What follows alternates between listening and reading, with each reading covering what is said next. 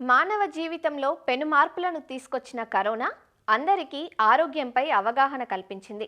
మరోప్రక్క రసాయనాలతో నిండిన ఉత్పత్తులను బయట నుంచి కొంటే అనారోగ్యాన్ని కొని తెచ్చుకోవటమే అని గ్రహించిన ఎందరో ఔత్సాహికులు తామే సొంతంగా సేంద్రియ విధానాలలో పంటలను పండించుకుంటున్నారు. కొద్దిపాటి స్థలం ఉన్నవారు ఆకుకూరలను పెంచుకొని ఆరోగ్యాన్ని కాపాడుకుంటున్నారు. మొక్కల పెంపకంలోనూ అనేక మంది వైవిధ్యానికి ప్రాధాన్యతనిస్తున్నారు. అరుదైన మొక్కలను తెచ్చి పెంచుకుంటున్నారు. కూరగాయలు, ఆకుకూరలతో పాటు పూలు, పండ్లు, ఔషధ మొక్కలు, సుగంధ ద్రవ్యాలు పెంచేవారు కొందరైతే మిద్దెపై సిటౌట్లు ఏర్పాట్లు చేసుకొని కుటుంబం అంతా కలిసి సరదాగా సమయం గడిపేవారు మరికొందరు. మిద్దె సాగుదారుల్లో అతి కొద్ది మంది మాత్రం సామాజిక మాధ్యమాల ద్వారా అనేక మందికి మిద్దె తోట దిశగా స్ఫూర్తిని కలిగిస్తున్నారు. అలాంటి వారిలో ఆదిలక్ష్మి ఒకరు. మనము చూసేద్దాం రండి మరి.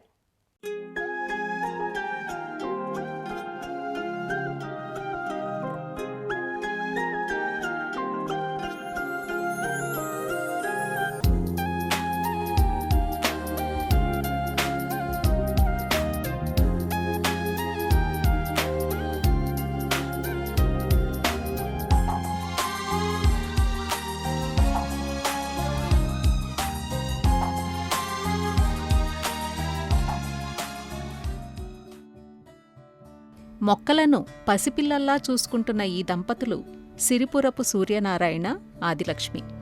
విజయనగరం జిల్లా విజయనగరం మండలం దుప్పాడలో నివాసముంటున్న వీరికి మొక్కలంటే ప్రాణం.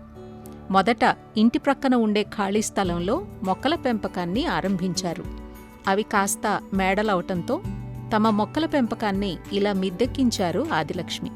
మొత్తం 180 గజాల స్థలంలో కొన్ని వందల రకాల మొక్కలకు స్థానం కల్పించారు.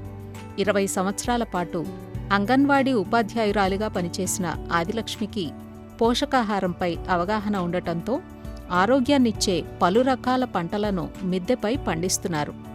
ఎలాంటి రసాయనాలకు తావివ్వకుండా వంటింటి వ్యర్థాలనే ఎరువులుగా ఉపయోగిస్తున్నారు. పూలు, పండ్లు, కూరగాయలు, ఔషధ మొక్కలతో పాటు అరుదైన మొక్కలు దర్శనమిస్తాయి వీరి నందనవనంలో. అలాంటి ఓ అరుదైన మొక్క వైజయంతి మాల. ఈ మొక్క నుంచి వచ్చే గింజలను ఆభరణాల్లో వాడతారు. ఆమె మెడలో కనిపించే ఆహారమే వైజయంతి మాల. అంతేకాదు, మొక్కల పెంపకానికి వినియోగించే వస్తువులు ఔరా అనిపిస్తాయి. సాధారణంగా వాడేసిన పెరుగు డబ్బాలు, వాటర్ బాటిళ్లు, నూనె డబ్బాల్లో మొక్కల పెంపకాన్ని చూస్తుంటాం. కానీ కాదేది మొక్కల పెంపకానికి అనర్హం అన్నట్లుగా ఆదిలక్ష్మి పాడైన వాషింగ్ మెషీన్లో, వాడేసిన సర్ఫెక్సెల్ కవర్లలో సైతం మొక్కలను పెంపకం చేయడం విశేషం. ఏ ప్లాస్టిక్ వ్యర్థాన్ని పడేయకుండా మిద్దె సాగుకే తిరిగి వాడుతున్నారు. సాయంత్రపు నడక కోసం తోట మధ్యలో ప్రత్యేకంగా ట్రాక్ను కూడా నిర్మించుకున్నారు. మొక్కల పెంపకానికి అవసరమైన ఎరువులు, కషాయాలను సొంతంగా తయారు చేసుకుంటున్నారు. ఇందుకోసం తోటలో ఎండిపోయిన ఆకులు, వంటింటి వ్యర్థాలను వినియోగిస్తున్నారు. మొక్కల మధ్యలో కుటుంబమంతా కలిసి సరదాగా సమయం గడుపుతామని ఆనందంగా చెబుతారు ఆదిలక్ష్మి. నేనైతే టెర్రస్ గార్డెనింగ్ 6 సంవత్సరాల నుంచి అయితే చేస్తున్నాను. టెర్రస్ గార్డెనింగ్ అనేది అసలు చేయాలి అనే ఆలోచన ఏంటనేసి అంటే, ఇప్పుడున్న ఆహారాలంతా కూడా కల్తీ ఎక్కువైపోయింది. దానికి మనం ఏం చేయలేము. అసలు ఇది మంచి ఆహారం ఎలా పండించుకోవాలనే ఉద్దేశంలో ఒకప్పుడు నేను అంగన్వాడీ టీచర్గా 22 సంవత్సరాలు వర్క్ చేస్తానండి మా విలేజ్లో. చేసినప్పుడు మాకు ఎక్కువ న్యూట్రిషన్ ప్రోగ్రామ్స్ ఎక్కువగా చేస్తుండేవారు. దానిలో ఆహారాల గురించి ఎక్కువగా మాకు అంటే గర్భిణీలకి, బాలింతలకి ఎలాంటి ఆహారం పెట్టాలి, మనం ఎలాంటి ఆహారం తీసుకున్నప్పుడు నాకు ఎక్కువగా న్యూట్రిషన్ మీద ఎక్కువ అవగాహన ఆ విధంగా నాకు ఐసిడిఎస్ ద్వారాగా వచ్చింది. అప్పుడు మనం ఏం చేయాలి, మనకు ల్యాండ్ ఉండాలి కదా, వ్యవసాయం చేయాలంటే మంచి పోషకాలు ఉన్న ఆహారం పండించుకోవాలంటే అని చాలా సంవత్సరాలు బాధపడ్డాను. తర్వాత తెలిసిందండి టెర్రస్ గార్డెనింగ్ అనేది ఒకటి ఉంది, చేసుకుంటే మనం మంచి ఆహారం పండించుకోవచ్చు అని తెలిసింది నాకు. అప్పుడు నేను దీని మీద ఎక్కువగా అవగాహన తీసుకొని నేను దీన్ని ఎక్కువగా తెలుసుకొని ఎలా చేయాలి, స్లాబ్ బరువు అవ్వకుండా, ఇల్లు పాడవకుండా, మనకు మంచి ఆహారం మనం అసలు పండించగలమా, డబ్బుల్లోనే అసలు కూరగాయలు వస్తాయా రావా, ఇలాంటి విషయాలన్నీ కూడా నేను తెలుసుకుంటూ అవగాహన వచ్చిన తర్వాత మా ఇంట్లో వాళ్ళని ఒప్పించి నేనైతే ఈ గార్డెన్ స్టార్ట్ చేసుకున్నానండి. స్టార్ట్ చేసిన దగ్గర నుంచి కూడా ఆకుకూరలతో స్టార్ట్ చేశాను. తర్వాత కూరగాయలు, తర్వాత పళ్ళ మొక్కలు, తర్వాత పూలు, తర్వాత మెడిసినల్ ప్లాంట్స్, ఇలా ఇన్ని పండించవచ్చా అనేసి ఒకటి నేర్చుకుంటూ నేను ఈ రోజుకైతే మా ఇంటికి కావాల్సిన ఆహారాన్ని అంతా కూడా మా గార్డెన్లోనే నేను పండించుకుంటున్నాను.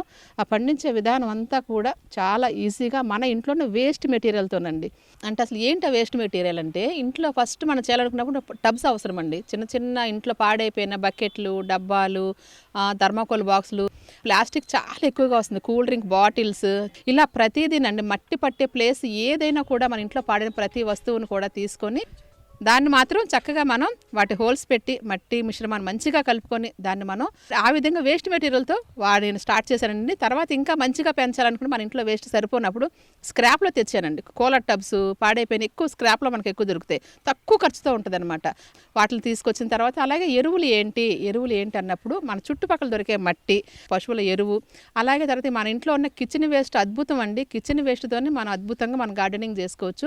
కిచెన్ వేస్ట్, మన తుడిచిన చెత్త, మన గార్డెన్ తుడిచే ఆకులు, ఇవన్నీ కూడా ఒక కంపోస్ట్ మనం చక్కగా తయారు చేసుకోవచ్చు అనమాట. జీరో బడ్జెట్లో ఎటువంటి ఖర్చు లేకుండాను. అలాగే విత్తనాలు కూడా అయితే బోల్డ్ కాస్ట్ కదండి. ఇప్పుడు ఆన్లైన్లో మార్కెట్కి వెళ్ళి కొనాలనుకుంటే విత్తనాలు కూడా మన ఇంట్లో వాడితే ముందు మనం స్టార్ట్ చేయాలన్నమాట. విత్తనాలు ఎలా వస్తాయంటే, ఒక మిరపకాయ, ఎండు మిరపకాయలు ఉన్నాయంటే మిరప విత్తనాలు వస్తాయి, టమాటో పిండితే టమాటో విత్తనాలు వస్తాయి, ఆకుకూరలు మెంతులు వేయాలంటే మెంతులు వస్తాయి, అలాగే ఆవాలు, ఇవన్నీ కూడా ఒక సాధనంగా తీసుకోండి. మీలో పనితనం మెరుగుపడిన తర్వాత అప్పుడు ఈ టబ్స్లోని ఈ మన చీప్ మెటీరియల్ ఇవన్నీ మనం చేసేసి ఇంట్లో రూపాయి ఖర్చు లేకుండా మంచి సేంద్రియ ఆహారాన్ని మన ఇంట్లో వాళ్ళు పండించి చూసినప్పుడు మిమ్మల్ని గుర్తిస్తారండి. మీ ఇంట్లో వాళ్ళు గుర్తించి ఇంకప్పుడు నీకేం కావాలి, నీకేం తేవాలి, ఇంకా ఏమైనా కావాలా, అసలు ఎంత కలుషితమైపోయిన ఆహారంలో ఇంత మంచి ఫుడ్ మనం తయారు చేయగలుగుతున్నావు అని అప్పుడు ఇంట్లో వాళ్ళు మనకు ఫుల్గా సపోర్ట్ చేస్తారు. టెర్రస్ మీద ఏమేమి పెంచవచ్చు అనేది నేనేం పెంచాను అంటే, ఆకుకూరలు మస్తన్ షూట్ చాలా బాగా చేసుకోవచ్చు, అలా కూరగాయలు కూడా చక్కగా చేసుకోవచ్చు. కొంచెం పళ్ళ మొక్కలు మాత్రం నేనైతే మాత్రం ఎక్కువ రకాలు మనకు నిత్యం వచ్చే పళ్ళ మొక్కలు మాత్రం పెట్టుకుంటున్నాను. అంటే ఎగ్జాంపుల్కి స్వీట్ లెమను, అడవి మామిడి, ఇవన్నీ ఉన్నాయంటే రెగ్యులర్ వెరైటీస్ అండి. టెర్రస్ మీద తప్పనిసరిగా మనకి ఈల్డింగ్ వచ్చే వెరైటీస్. మునగ, ఇలాంటివన్నీ కూడా మనకు డైలీ ఈల్డింగ్ వచ్చే వెరైటీలు సెలెక్ట్ చేసుకుంటూ ఇంకా ఆరోగ్యానికి ఇంకా మెడిసిన్ లాగా ఏమైనా ఉపయోగపడుతుంది అన్న ఆలోచనలో నేను మెడిసిన్ ప్లాంట్స్ కూడా చాలా గ్రో చేసుకుంటానండి. అవి అయితే మాత్రం మన టెర్రస్ మీద చాలా బాగా చిన్న చిన్న టబ్బుల్లో కూడా lemon grass, all spices, multi vitamin, ఇలా చాలా ఉన్నాయండి. ఇవన్నీ కూడా నేను చాలా రకాలైనైతే మెడిసిన్ ప్లాంట్స్ కూడా చాలా చక్కగా పెంచుకుంటున్నాను. 3 పూటలకు కావాల్సిన కూరగాయలు, ఆ కూరగాయలనే నేను ఎక్కువ చేస్తూ మిగిలిన ప్లేస్ని ఇంకా మిగతా వాటికి వినియోగించుకుంటూ పెంచుకుంటున్నాను. అలాగే పాలినేషన్కి, ఇంటికి పూజకి కావాల్సిన కొద్దిపాటి పూలు పెంచుకుంటున్నాను.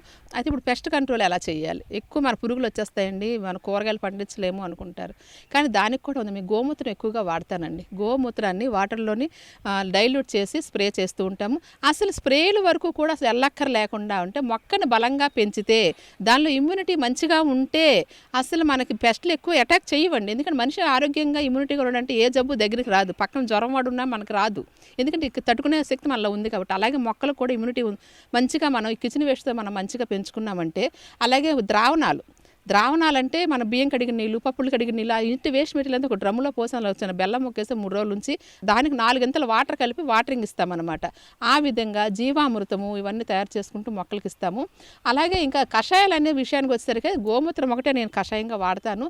మిగతా ఏంటంటే వేపాకులు మరిగించి ఆ వాటర్ స్ప్రే చేసుకోవచ్చు. 6 సంవత్సరాల నుంచి ఇలాగా పెంచుతూ ఇంకా నా కుటుంబానికి నేను మంచి ఆహారాన్ని పండించుకుంటున్నాను. ఇది తీసుకోవడం వల్ల మంచి ఎక్సర్సైజ్తో పాటు ఆరోగ్యంగా చాలా మంచి ఆహారాన్ని తీసుకుంటున్నాను. దీన్ని ఇంకా ముందుకు ఎలా తీసుకెళ్ళాలి అనే క్రమంలో విజయనగరంలో ఒక గ్రూప్ ఫామ్ చేశానండి, వాట్సాప్ గ్రూపు. మన గ్రూప్లో ఏంటంటే విజయనగరంలో 12 మందితో స్టార్ట్ చేసిన గ్రూపు ఈరోజు 220 మంది వరకు జాయిన్ అయ్యారు. కొత్తగా గార్డెనింగ్ చేస్తున్న వాళ్ళు, ఆల్రెడీ గార్డెనింగ్ చేస్తున్న వాళ్ళు, సీనియర్స్, జూనియర్స్, అలాగే ఇంట్లో ఏదో ఒక మందార మొక్క, సన్నజాజి మొక్క పెంచుకునే వాళ్ళు, ఈరోజు ఆకుకూరలు పెంచే వాళ్ళు, కూరగాయల నుంచి ఇంటికి కావాల్సిన పళ్ళ మొక్కలు పెంచుకునే వరకు గ్రూప్ను మంచిగా ఒక కుటుంబం లాగా ముందుకు సాగుతున్నామండి. ఈరోజు ఈటీవీ చాలా కార్యక్రమాలు అయితే చేస్తుందండి. ఫస్ట్ ఈ మిద్దె తోటల్ని బయట తీసుకొచ్చింది ఈటీవీ వాళ్ళండి. అప్పుడు నాకు అసలు ఎక్కువ అవగాహన వచ్చిందండి. ఎంత ఈజీగా ఎన్ని రకాల కూరగాయలు ఎంత పండించేస్తున్నారు, మనం ఎందుకు చేయకూడదన్న ఉద్దేశంతో నేనైతే మాత్రం చక్కగా చేసుకుంటాను. ఇంట్లో వాళ్ళ సపోర్ట్ అప్పుడు వస్తుందండి. అప్పుడు ఎక్కడ ఏం చెయ్యాలి అంటే ఇంట్లో వాళ్ళు ఇచ్చే డబ్బులతో అవ్వచ్చు, వాళ్ళు ముందుకు వచ్చిన దాన్ని బట్టి మీరు మంచిగా సెటప్ చేసుకోవచ్చు. మన కరోనా టైంలో ఖాళీగా ఉండి సెలవులు చూసుకుంటే మనకి కనిపించిందండి. దీనివల్ల చాలా ఉపయోగాలు కూడా ఉన్నాయి, బాగుంటుంది ఏమో అని ఒక ఐడియా వచ్చింది. అయితే చేస్తే మనకి మొత్తం మీద స్లాబ్ పాడైపోద్దామని కూడా భయపడ్డామండి. ఇది చేయడం వల్ల ఏంటంటే మనకి మంచి ఆనందం, ఆహారం, కెమికల్ లేని ఫుడ్ మనంతలో మనం పండించుకుని చాలా తృప్తిగా ఉంటుంది. అసలు ఆ కూరగాయలు తింటే అసలు టేస్టే ఉండదండి. ఇది మామూలుగా చిన్న ఆకుకూర ఏది వండుకున్నా మంచి టేస్ట్గా ఉంటుందండి. ఇది టేస్ట్ అనిపించిన తర్వాత వాటిని తింటే మనకు అసలు తిన్నట్లు అనిపించదు, బాగోదండి.